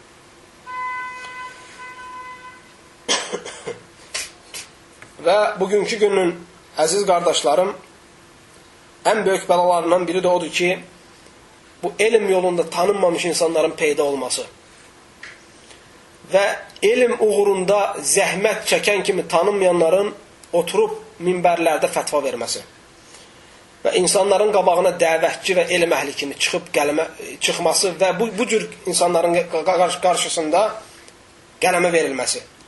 Bu əsrin və keçmiş əsrlərin ən böyük xəstəliklərindəndir, möhtərəm qardaşlar. İmam Malik rəhməhullah deyir ki, Mədinənin 70 dənə alimi mənə izin vermədikcə mən nə dərs verməyə başlamadım, nə də fətva verməyə. 70 dənə Mədinədəki alimlər ona izin vermədikcə İmam Malik nə dərs verməyə başlamayıb, nə də fətva verməyə. Amma bugün hər kəs özü üçün şeyx olub, müftü olub və bir-iki kitab oxuyacaq, insanlara çıx meydan oxuyacaq sonra da. Möhtərəm qardaşlar, bunu bir xəstəlik kimi, bunu bir pis amil kimi və bunu bir qorxulu və təhlükəli bir iş kimi hər kəs bunu nəzərə almalıdır. Və böyüklər ola kiçiklərdən elm almaq əsrin möhtərəm qardaşlar fitnələrindəndir. Zərəli yoxdur. Əgər bir toplumda, bir ölkədə, bir cəmiyyətdə tanınmış böyük alimlər olmazsa, ən azından ehtimal var ki, orada elm tələbələri olsun. Aslar ki, o alimlərdən istifadə eləyib. Belə hallarda möhtərəm qardaşlar, o elm tələbələrinin istifadə etmək elm əhlinin arasında məqbul olunan işlərdən hesab olunur. Qəbul olunur. Lakin bunun da şərtləri var. Əgər bir cəmiyyətdə alimlər yoxdursa, elm tələbələridirsə, onlardan istifadə etmək olar. Lakin şərtlərlə. Şərtlərin birincisi nədir? Bu elm tələbəsi kimi davranılmalıdır. Bu elm tələbəsinə qarşı elm tələbəsi kimi davranılmalıdır. Böyük alimlər kimi yox. Buna diqqət yetirin möhtərəm qardaşlar. Əgər bu elm tələbəsi, balaca elm tələbəsi böyük alimlər kimi qələmə verilərsə, böyük alimlər kimi davranılarsa, onda o zaman ortada zülm olmuş olar. Ha, möhtərəm qardaşlar. Bunu necə bilə bilərik? Biz onları öz mənzillərinə qoymamaqla, hansı ki onların sözünü, böyük alimlərin sözünü qabağına qoysaq. Və bu faktdır. Bugün görürük ki, yəni balaca elm tələbəsi var, bir neçə il təhsili var, gəlir bir məsələdə öz rəyini deyir və bu rəyini iləri sürür. Və bu məsələdə böyük elm əhlinin fətvalarını atır qırağa. Və baxırsan ki, onun ətrafında yığılan insanlarda o alimlərin sözünü elə o atdığı kimi bildikləri halı götürüb atırlar, illa da bu balaca elm tələbəsinin sözünün doğru olduğunu deyirlər. Və əgər bu cür olarsa, onda insafsızlıq olar, möhtərəm qardaşlar. Belə bu cür olarsa, onda elm almaq o adamdan haram olar. Çünki sənə elm əhli icazə verir elm almağa bir şərtlə ki, onu böyük alimlərin mənzilinə qoymamalısan. Onu öz mənzilinə qoymalısan. Bunu nə ilə bilirsən? Onun sözlərini alimlərin sözləri ilə müqayisədə. Bunu o zaman yerinə yetirmiş ola bilirsən. Deməli, baxmaq lazımdır. Əgər bir fətva verirsə, böyük alimlərin fətvasına zid, onda o zaman o fətva ondan qəbul olunmamalıdır. Mütləq elm əhlinin, böyük alimlərin fətvası qəbul olunmalıdır. Və həmçinin möhtərəm qardaşlar, bu elm tələbəsi alimlərin, yəni bu elm tələbəsinin alimlərin ədəbindən pay olmalıdır. Mütləq alimlərin ədəbi ilə ədəblənmiş olmalıdır. Səfihdən elm alınmaz. Əgər gedib bir kil oxuyubsa, özünü kiməsə nisbət eləyibsə, bir institut, universitet qutarıb gəlibsə, bununla kifayət olunmur. O insan ədəb ərkan sahibi olmalıdır. Onda alim olmasa da alimlərin ədəbi, əxlaqı tərbiyəsi olmalıdır. Mütləq və mütləq. Əgər bir insan fasıq olarsa, oxuyub gəlib, sonra da fasiqliyə başlayıb, böyük günahlar sahibidir, davam edir. O insan tərk olunmalıdır. Hətta başqaları qürurlanmasın deyə. Hətta onun özü qürurlanmasın deyə. Və yaxud da məsələ, əgər bir insan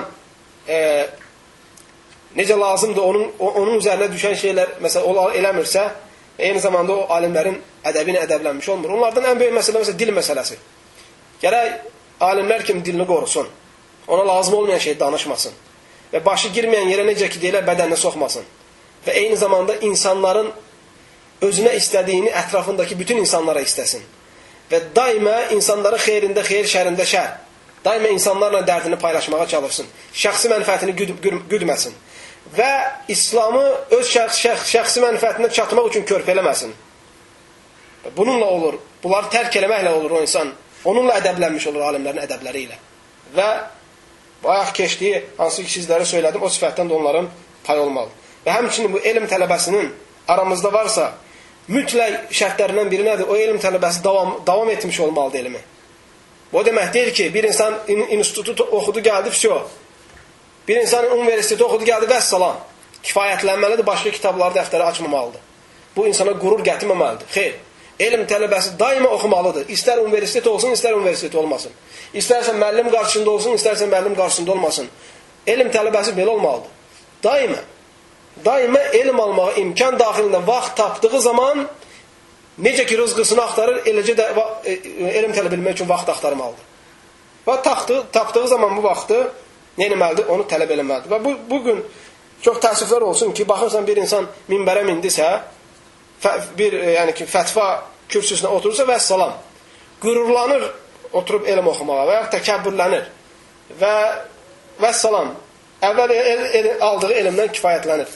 Bu, özəl fayda olaraq, möhtərəm qardaşlar, sizlərin nəzərinizə çatdırmaq istəyirəm ki, əgər bir insan, fərz elə 4 il getdi, oxudu universitetdə, 5 il oxudu, 6 il oxudu, 7 il oxudu, əgər bir insan şəri elmləri nəzərdə tuturam, lap dünyavi elmlər də, möhtərəm qardaşlar, bunun içərisinə daxildir. Oxuyub gəldisə, sonra bu insan həmin elmi ya öyrətməklə, ya öyrənməklə, ya təkrarlamaqla, ya onu müzakirə etməklə məşğul olmadısa, 1, 2, 3 ildən sonra baxarsan o insanla yolda gəzən siravi insan arasında heç fərqi olmaz. Düzdür. Onların dərəcəsində tam düşməsə də, onların dərəcəsindən çox uzaq qalmış olmayacaq. Unudacaq hər şeyi. Çünki elm, möhtərəm qardaşlar, öyrənməklə, öyrətməklə, müzakirə ilə, təkrarla yadda qalmaqdadır və əməllə. Əgər bu şeylər tərk olundusa, onda o adam tezdir, gecdir, bir neçə vaxtdan sonra o öyrəndilərin hamısını unutmaq zorunda olacaq. Ona görə elm əhli bu şərtləri qoyur. Deyir, əgər bir cəmiyyətdə alimlər yoxdursa, elm tələbələridirsə, zərəli yoxdur, onlardan istifadə etmək olar. Bir şərtlə ki, o elm tələbələrində bu sifətlər olmalıdır. Hansı ki, dedik ki, böyük alimlərin yerinə qoyulmamalıdır. Onlar öz mənzilinə qoyulmalıdır. İkincisi, o adam alimlərin ədəbi ilə ədəblənməlidir. Üçüncüsü, elm tələb eləmək yolunda davamlı olmalıdır. Dördüncüsü də o adam bilmədiyi şey haqqında fətva verməməlidir. Və hökmlərdə tələsməməlidir. Və düşünməlidir, axtarmalıdır. Və bilmədiyi şey haqqında susmalıdır. Bu sifətlər olarsa, onda o adamla mütləq, möhtərəm qardaşlar, elm almaq olar. Bunların hamısı, əziz qardaşlar, bizə onu göstərir ki, elm nə başa taxılan papaqlardan ibarət deyil, nə də əynə geyinilən paltarlardan, nə də oturulan kürsülərdən.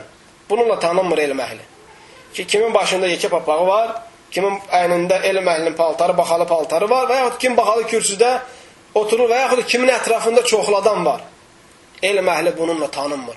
Nə tarix boyu tanınmayıb, nə indi tanınmır, nə də qiyamət günə kim tanınmayacaq. İnşallah. Elm əhli belə deyil, möhtərəm qardaşlar. Elm əhli bu məsələ belə deyil. Elm qəlbdə olan və üzə çıxan səmərə ilə tanınan bir şeydir. İbn Rüşd rəhməhullah təəssüflərlə deyir ki, deyir ki, əvvəlki zamanlar elm insanların qəlbində idi. Qəlbində, əməlində. Amma təəssüflər olsun ki, deyir, indi elm insanların paltarlarında olur. Yəni, insanlar paltarları ilə seçilir. Beşincisi isə, möhtərəm qardaşlar, onları bizə tanıdan 5-ci qayda, 5-ci sifət isə mütləq o elm aldığımız insanlar, o alimləri hörmətə qoyan insanlar olmalıdır. Elm aldığımız insanlar, o alimləri hörmətə, mərfədə qoyan insanlar olmalıdır. Alimlərin ətini yeyən insanlardan elm əhli olmaz. Alimlərin mənzilini, dəyərini, qiymətini bilməyən insanlar elm əhli olmaz. Möhtərəm qardaşlar, necə ki bir əsərdə gəlib, bəzi elm əhli ona hədis deyil, amma hədis deyil o. Şeyx Əlban rəhməllah deyir ki, hədis olaraq bu səhih deyil.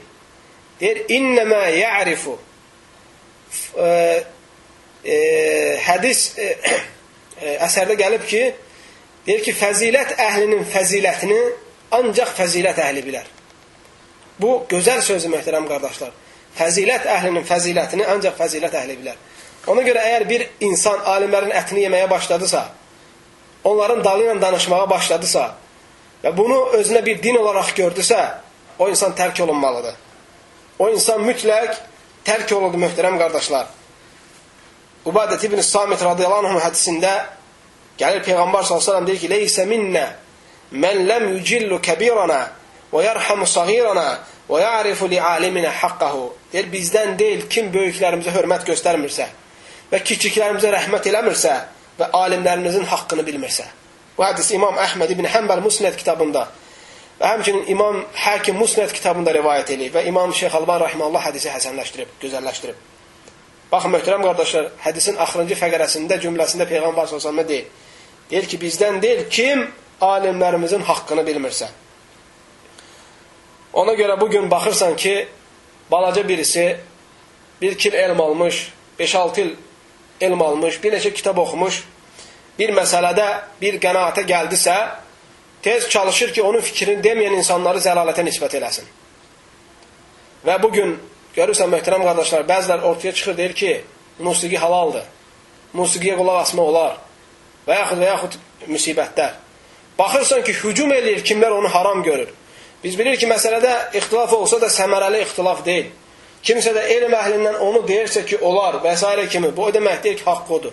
Hətta ən azından bir adam onu deyirsə və onun üzərinə düşən nədir? Onu haram görənlərə ehtiram eləmək, hörmət qoymaq. Çünki, möhtərəm qardaşlar, bununla bilir sələf-ü salih. Hətta sənə müxalif olsa belə, bu səni vadar etməməlidir ki, insanların şəxsiyyətinə toxunasan.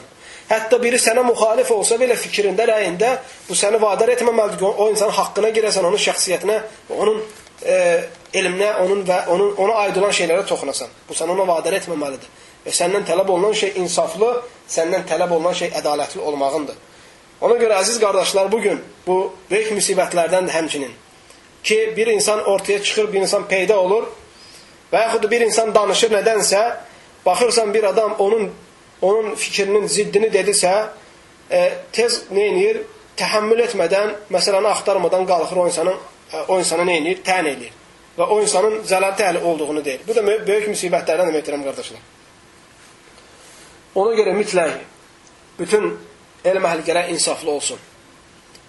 Və bir müxalif tapdısa fikrinə tələsməsin.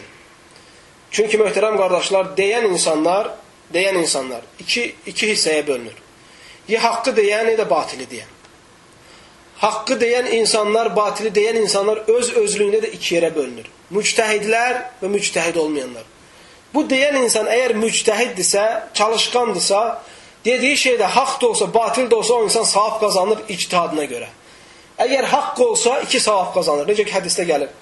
Birincisi, haqqı tapdığına görə, ikincisi də zəhmətinə görə. Əgər o müctəhid xata olarsa, bir savab qazanır, o da ancaq zəhmətinə görə. Amma o birisi qisim isə, müctəhid olmayan isə, deyirsə, onda o zaman nə olur? Ya haqq olur, ya batil olur. Müctəhid olmayan deyən insan. Deməli, bu ikisinin arasında olan şeyi qısa şəkildə toxunmaq istəyirəm. Və məni üzrlü hesab edin, möhtərəm qardaşlar, bugün yarım saat dərs uzandığına görə. Ona görə bu dərsi istədim ki, bu dəfə tamamlayam, yarımçıq qoymayam. Ona görə məcbur qaldım dərsin uzanmağına. Və xüsusən də bu mənhəc məsələsi olduğuna görə və həmişə bu imkan da olmur, yəni. Fürsət də olmur, daha doğrusu. Deməli, əgər insan müctəhid deyirsə, yəni elm tələbələrindəndirsə, hansı ki müctəhid dərəcəsinə çatmayıb, onda o zaman deyənlərin biri ya haqq olar, ya batil ola bilər. Belə olduğu halda necə davranmalısan və yaxud onlar necə davranmalıdır? Bugün o şey itirilib, möhtərəm qardaşlar. Bugün bir adam xata etdiyi zaman dünyanı baxırsan onun başına uçurdur. Nəyə görə, möhtərəm qardaşlar? Çünki bugünkü gündə şöhrətpərəstlik çoxalıb. Bugünkü gündə zuhur istəmək, insanların içində yayılmaq, yaxşı sifətlərlə vəsf olunmaq, ad-san qazanmaq, şan şöhrətə nail olmaq, bu istəklər insanların içində çoxalıb, əziz qardaşlarım. Bu insanlar çox təəssüflərlə deyirəm, yayılıblar və bunun baş səbəbləri də ona görə belədir. Bir insan əgər xata elədisə, şəriət bunu boşu-boşuna qoymayıb, onun da qaydalarını qoyub, onun da yollarını qoyub. Əgər deməli, əziz qardaşlarım, bir insan xata elədisə, ona qarşı necə davranmalısan? Əgər dəvətçisənsə, elm əhlisənsə. Birinci növbədə baxırsan, o sənin dövründə yaşayır, yoxsa yox. Fərz elə ki, sənin dövründə yaşamır. Onda o zaman nə edirsən? Onun özünə yox, fikirlərinə rədd yazırsan və bəyan eləyirsən və ədəblərə riayət eləmək şərti ilə. Ədəblərə riayət eləmək şərti ilə. Şəxsiyyətinə toxunmamaq şərti ilə. Şeyxülislam İbn Teymiyyənin mənhəcinə baxan insanlar, möhtərəm qardaşlar, gözəl dərk edir ki, Sələf-ü Salih mənhəci necədir? Baxın, Minhəc-i Sünnəni oxuyun, rafizlərə rədd qaytarır, ən şərli firqələrə. Baxın, necə ədəb işlədir. Baxın, Bəyan-ü Təlbisul Cəhmiyyə, Cəhmiyyələrə rədd qaytaran kitablarına bax, İslamın ən şərli firqəsidir, Cəhmiyyələr. Baxın, necə gözəl əxlaq işlədir. Mu'təzilələrə rədd qaytarır, baxın, necə gözəl ədəb ərkəni işlədir. Eləcə də müasir alimlərimiz, Şeyx İbn Ütheymin, Şeyx İbn Bəz, Şeyx Albani, Şeyx Foqi, başqaları, baxın, başqa firqələrə, bugünkü hizbilərə, bugünkü təkfirçilərə, bugünkü İxvan-ı Müslimin cəmaatına, təbliğ cəmaatına, baxın, onlara olan üslublarında necə gözəl əxlaq işlədirlər. Sərtlik və ad qoşmaq, lağlağa eləmək, pis peçatlar qoymaq, bunların heç bir nəticəyə gətirib çıxartmır. Bunlar hamısı ixtilafa və insanların arasında kinin, kifrin çoxalmasını gətirib çıxardır. Ona görə möhtərəm qardaşlar, bu məsələyə mütləq diqqət yetirmək lazımdır. Deməli, əgər insan ölübsə, sən onun fikirlərinə rədd qaytarırsan sadəcə. Bu fikir və bu fikir ancaq düzdürsə, kitabla, sünnətlə və elm əhli sözlərlə həmən məsələ rədd qaytarırsan. Əgər xəta eləyən insan sənin dövründədirsə, müasir insandırsa, sən yaşadığın dövrdədirsə, onda da üslublar var. O üslubların birincisi, sən həmin insanla gedib görüşməyin və həmən insanın xatasını özünə bəyan etməyin. Çünki bəlkə sən xatasan. Bəlkə sənin fikrinə görə, bəlkə həmin məsələdə sənin fikrin doğru deyil. Bu məsələ ortaya diyaloqla çıxır, axtarışla və mübahisə ilə ortaya çıxır. Deməli, ilk addım nədir? Gedib həmən adamla oturmalısan. Və həmin adamı, hansı ki sən o fikrinə razılaşmırsan, ortaya qoymalısan ki, sən bu məsələdə doğru deyilsən. Doğru olan budur, budur, budur. Və bunun da üslublar var. Cəmaatın içində deyil, minbərdə deyil, toplantıların içində deyil. Onunla sənin aranda olmalıdır bu söhbət. Əgər bu üslubla əmələ gəlməsə, təbii ki, gözəl əxlaq və hikmət işlədəndən sonra təkrar bir də yoxlaq ilə. Əgər yenə olmasa, onda o zaman onun fikirlərini götürüb, onun fikirlərini şəxsiyyətinə toxunmadan yenə rədd qaytara bilərsən. Yaxşı. İkinci usulub. Əgər sən rədd qaytarmaq istədiyin adam sənin səviyyəndə olarsa, onda o zaman necə olur? Zərəli yoxdur. Həmin usulubu işlədə bilərsən. Amma fayda verməyəndə hökm verməyə tələsmə. Onda o zaman sizdən böyük səviyyəli adamın yanına getməlisiniz. Mütləq onun yanında oturub, həmin məsələyi ərz eləyirsiniz, hansı ki dinlə elminə güvənir, iki tərəf də razılıq verir, gedib onun yanında oturulur və o məsələnin çözümü tapılır. Allah Teala buyurur, möhtərəm qardaşlar, فَاِنْ تَنَازَعْتُمْ فِي شَيْءٍ فَرُدُّوهُ اِلَى اللّٰهِ وَالرَّسُولِ اِنْ كُنْتُمْ تُؤْمِنُونَ بِاللّٰهِ وَالْيَوْمِ الْآخِرِ ذَٰلِكَ خَيْرٌ وَأَحْسَنُ تَأْوِيلًا. Bir şeydə ixtilaf etdiyiniz zaman onu Allahın kitabına və Peyğəmbər s.ə.v-in sünnətinə qaytarın, əgər Allaha və axirət günə inanırsınızsa. İbn-i Qayyim rahimehullah bu ayəti gətirəndə deyir ki, Allah Teala şərt qoyur. Yəni bir insan iman etmiş olmaz ta ixtilaflı məsələləri Allahın kitabına və Peyğəmbər s.ə.v hədislərinə qaytarmadıqca. Amma bugün təəssüflər olsun. Ortamızda və çevrəmizdə nə qədər ixtilaflar var? Nə qədər ortamızda ixtilaflar var? Gəlin baxaq görək ki, bu ixtilafların hansını çözmək üçün çalışırıq. Hansını çözmək üçün özümüz kitab və sünnətdən danışdığımız halda qaydırıq ki, görəsən bu məsələdə Allahın dini nədir? Heç nə. Ortada da möhtərəm qardaşlar olan şey nədir? Nəfsdir ya da iman zəifliyidir. Qaydıra məsələnin özünə möhtərəm qardaşlar, deməli bu fürsət olduğu halda insanla görüşmək, bu fürsət görüşmək məsələsi sizə iki yerə bölünür. Ya həmin adamla görüşmək fürsəti, ya da həmin adamla, yəni ki, birbaşa üz-üzə, ya da yəni ki, üz-üzə olmasa da başqa vəsilə ilə.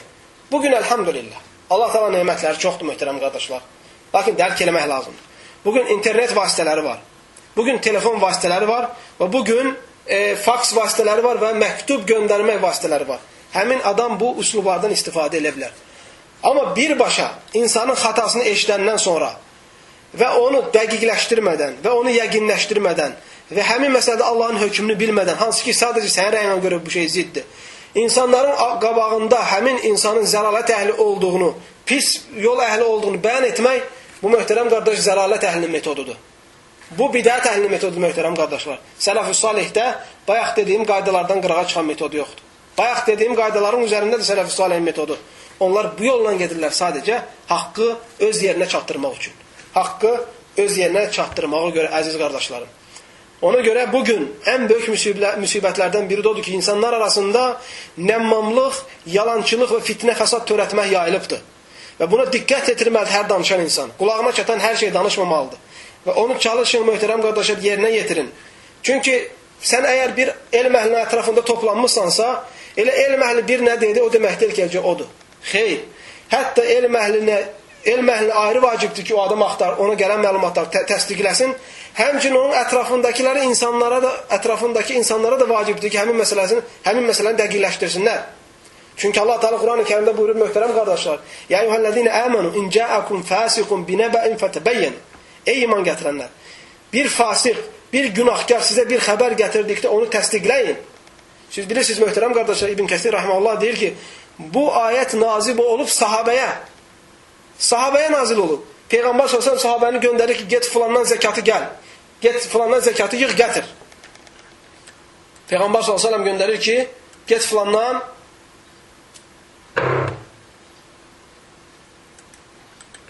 Estağfurullah.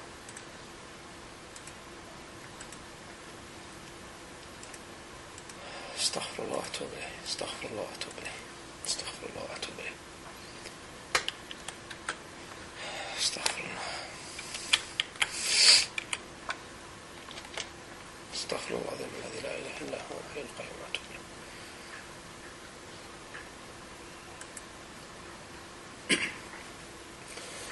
Bəli, möhtərəm qardaşlar. Deməli, elm əhlinin arasında bunların hamısı məşhur olan və bilinən məsələlərdən idi. Bu, İbn Kəsir rahmeullah deyir ki, bu ayət Peyğəmbər sallallahu sahabəni göndərir ki, get, filan yerdən, filan adamdan zəkatı topla gətir. Bu sahabə yarı yolda getdikdən sonra onun yanına çatmadan geri qayıdır. Və deyir ki, ya Rasulallah, zəkatı vermədi. Və Peyğəmbər s.ə.v qoşun göndərmək istədiyi zaman ayət nazil olur. Peyğəmbər s.ə.və ayət nazil olur ki, xəbər sənə çatdıqda dəqiqləşdir. Və məsələni subuta yetir və sonra qərar verginən. Ona görə möhtərəm qardaşlar, əgər bu şey sahabələrin arasında belə bir şey baş veribsə, bugün yalancı insanların və nəmmam insanların yayıldığı bir dövrdə bu məsələni daha da çox ehtiyacımız yoxdur ki, geniş şəkildə axtaraq. Daha da bu məsələdə ehtiyac duymuruq mu, möhtərəm qardaşlar? Bəli, bugün buna daha da çox ehtiyacımız var. Mütləq, əgər hətta bunu kiminsə haqqında elm əhli nəsə danışırsa, onu eşdən insanlara haramdır onu dəlilsiz qəbul eləmək. Haramdır ki, onun sözünü birbaşa təqlidə görə götürsünlər. Mütləq o danışan insan hansı ki ona rədd etmək zorundadır, filan insanın əgər bidət əhlidirsə onu bəyan etmək dərəcəsinə gəlib çatıbdır, onda o zaman mütləq o insan öz havasından yox, dəlilləri ortaya qoymalıdır. Əgər dəlilsiz və hüccətsiz şəkildə kimisə təyin eləyərsə, onda o zaman o insan təyin etdiyinə görə günah qazanır. Və onun təyin etdiyinə görə o təyin etdiyi şey də qəbul olunmur. Deməli, möhtərəm qardaşlar, dinimiz görün, insanların namusunu, irzini nə qədər qoruyur. Dinimiz nə qədər insanların məsləhətini istəyir və dinimiz insanları birliyə və bərabərliyə çağırır. Əziz qardaşlarım, dərsi bundan çox uzatmaq istəmirəm. Baxmayaraq ki, bəzi məsələlərə də toxunmaq istəyirdim. Amma baxmayaraq ki, vaxt çox getdi. Ona görə bununla dərsimi tamamlamaq istəyirəm. Əziz qardaşlarım, Allah Taala'dan diləyirəm ki, bizləri eşidib faydalanlardan etsin. Allah Taala'dan diləyirəm ki, bizlərə bilmədiklərimizi öyrətsin və bildiklərimizə əməl etmək nəsib eləsin. Allah Taala sözlərimizdə və əməllərimizdə ixlas nəsib eləsin. Allah Taala'dan diləyirəm ki, bizləri bu dünyada müsəlman olaraq yaşatsın və müsəlman olaraq öz huzuruna köçməyi nəsib eləsin, öz dərgahına köçməyi nəsib eləsin. Və bizləri, möhtərəm qardaşlar, Allah Taala'dan diləyirəm ki, bizləri peyğəmbərlərlə, sıddıqlarla, şəhidlərlə cəm eləsin. Onlarla həşr eləsin. Peyğəmbər s.ə.v bayrağı altında toplananlardan eləsin. Allah Taala hamımızı fitnədən, fəsaddan qorusun. Allah Taala'dan diləyirəm ki, bizlərə alimlərin, sələf-ü salihin məhəbbətini nəsib eləsin. Allah Taala'dan diləyirəm ki, onları bizlərə sevdirsin, bizləri də onlara sevdirsin. və bu elmi ixlasla öyrənib, ixlasla əməl eləyib, ixlasla başqalarına çatdırmağı nəsib eləsin. Allah Teala bu yolda bizlərə səmimiyyət nəsib eləsin. Və sallallahu aleyhi və səlləm alə nəbiyyə Muhammed və alə alihi və sahbihi əcmaîn.